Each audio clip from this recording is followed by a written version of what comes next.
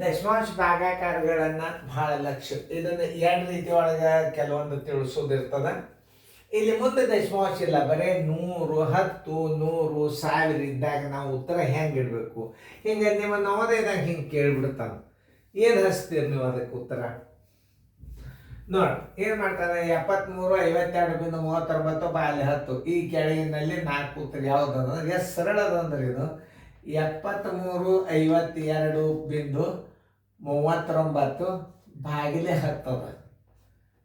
ಇಲ್ಲಿ ಮುಂದೆ ಭಾಜಕದಾಗ 0 ಎಷ್ಟವ, 1 ಅದ. 1 0 ನೀವು ಇಬ್ಬರಿಗೆ ಸರಿಸಿಬಿಡ್ರಿ ಅಂದ್ರೆ 2ರ ಹಿಂದೆ ಬರ್ರಿ. ಇಲ್ಲಿ ಭಾಗಾಕಾರ ಮಾಡಾಗ ಇದು ಹಿಂದೆ ಬರ್ತದೆ, ಗುಣಾಕಾರ ಮಾಡಾಗ ಇದು ಗುಣಾಕಾರ ಹಾಕಿದ್ರೆ ಅಂದ್ರೆ ಇದು ಮುಂದೆ ಬರ್ತದೆ.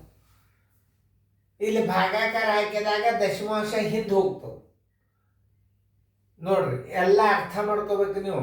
ದಶಮಾಂಶನ ಭಾಗಾಕಾರ ಹಾಕಿದಾಗ ಹಿಂದೆ ಹೋಗ್ತದೆ, ಇದೇ ನೀವು ಗುಣಾಕಾರ ಚಿಹ್ನೆ ಹಾಕಿದ್ರೆ ಅಂದ್ರೆ 3 ಮುಂದೆ ಬಂದು ಕೂಡ್ತದೆ ನೋಡಿ. ಎಷ್ಟು ಚಂದ ತಿಳಿಸಿ ಹೇಳಾಗ ನೀವು ಲಕ್ಷ್ಯ ಕೊಟ್ಟು ನೋಡ್ರಿ, ಅದು ಪರ್ಮನೆಂಟ್ ನೆನಪೇ ಉಳಿಬೇಕು ನಿಮಗದು. ಭಾಗಾಕಾರದಲ್ಲಿ ಏನಾಗ್ತದೆ, ದಶಮಾಂಶ ಹಿಂಬರಿಕೆ ಹೋಗ್ತದೆ.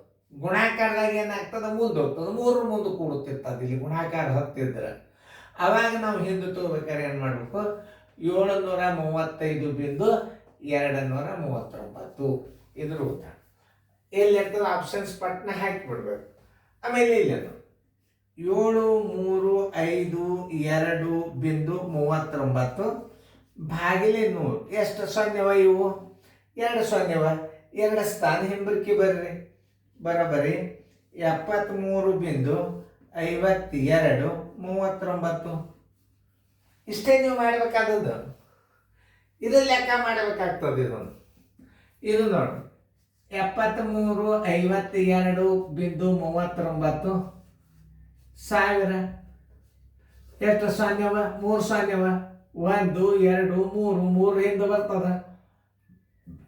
ಬರೋಬ್ಬರಿ 7.35.239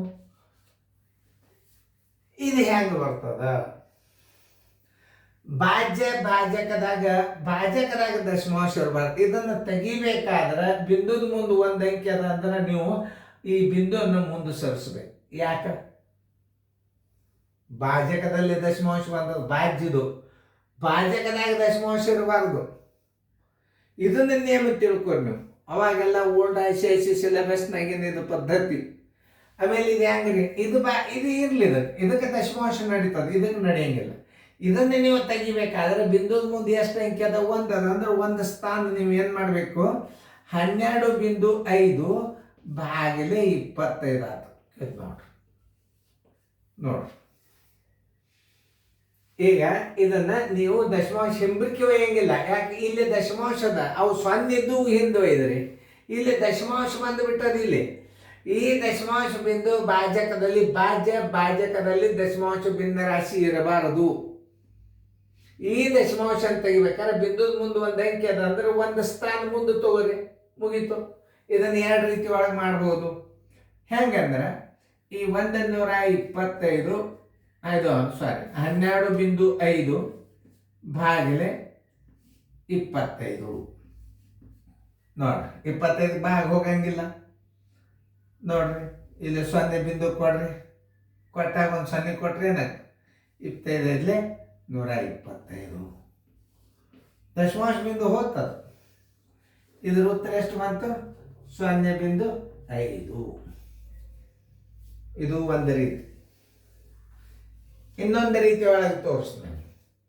1.25 ಭಾಗಿಲೆ 2.5 ಇನ್ನೊಂದು ಸ್ವಲ್ಪ ಗೇರಿ ಮುಂದ್ಕೋತ ತಗೋರಿ.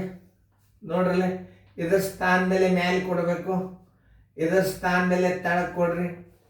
ಇದು ಬಿಂದುದ ಮುಂದೆ 1 ಅಂದ್ರೆ 10 ಮ್ಯಾಲೆ ಇಟ್ರಿ. ಬಿಂದುದ ಮುಂದೆ 2 ಸ್ಥಾನ 1 ನೋಡ್ರಿ. ಆಮೇಲೆ ಈ ಪೂಜೆ ಹೊತ್ತು 25 ಒಂದಲೆ 25 5 ಎಷ್ಟು ಬಂತಿದ್ದು, 5 10 ಬಂತು. 10 ತಳಗೆ ಬಂದದಂದ್ರೆ ಇದ್ರದ್ದು ಬೆಲೆ ಏನು, 0.5 ನೋಡಿ. ರೀತಿ 1, ರೀತಿ 2 ನೋಡಿ ಎಷ್ಟು ರೀತಿ ಒಳಗೆ ಗಣಿತ ಇರ್ತಾವ ಅನ್ನೋದು ತೋರಿಸ್ತೀನಿ. ಈ 110 ಬಂದಾಗ ಇದೇ ನೇಮ್. ನಾನು ನಿಮಗೆ ಮಾದರಿ ಕೊಡ್ತೀನಿ, ಮುಂದಿನ ಗಣಿತಗಳನ್ನು ಮಾಡಿ ತೋರಿಸಿ. ಭಾಗಾಕಾರ ಬಂದು ಈಗ ದಶಮಾಂಶ ಭಾಗಾಕಾರದಾಗ 100 1000 ಯಾವುದು ಬಂದರೂ ನಿಮಗೆ ಉತ್ತರ ಬರಬೇಕು. ಯಾವ ಬೇಕಾದ ಗಣಿತ ಕೊಡ್ಲಿ ಅವು ನಿಮಗೆ 10ರಲ್ಲೇ ಭಾಗಿಸಿದ್ರೆ ಹೆಂಗೆ ಮಾಡಬೇಕು, ಆಮೇಲೆ ಎರಡೂ ಕಡೆ ದಶಮಾಂಶ ಬಂದಾಗ ಹೆಂಗೆ ಮಾಡಬೇಕು, ಅದೆಲ್ಲ ನಾನು ನಿಮ್ಗೆ ಹೇಳ್ತೇನೆ. ಚೆಂದಾಗಿ ಬರ್ಕೊಡ್ರಿ ಹೇಳ್ದ.